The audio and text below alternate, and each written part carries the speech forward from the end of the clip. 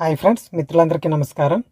ఈ వీడియోలో ఎస్జిటి వాళ్ళ పేపర్ 29/2/2024 సెషన్ 2లో ఇచ్చినటువంటి తెలుగు 30 బిట్స్ని ప్రాక్టీస్ చేద్దాం.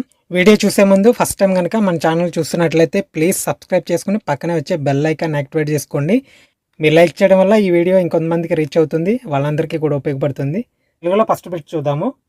పై పద్యంలో కవి ఎవరిని ఎదిరించకూడదని చెప్పారు. అలాగే కుమార శతకకర్త ఎవరు?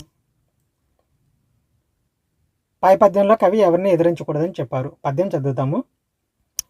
ఆచార్యునికి ఎదిరింపకు, మనకి ఇక్కడ ఫస్ట్ లైన్లోనే ఉంది. ఆచార్యునికి ఎదిరింపకు అంటే ఆచార్యులకి ఎదురు చెప్పకు, అంటే గురువులకి ఎదురు చెప్పకు అనేసి. ఆప్షన్ 1 రైట్ ఆన్సర్ అండి. ఆచార్యుడు అంటే గురువులు అని అర్థం, గురువులకి ఎదురు చెప్పకూడదని అర్థం. తర్వాత ప్రశ్న, కుమార శతకకర్త ఎవరు?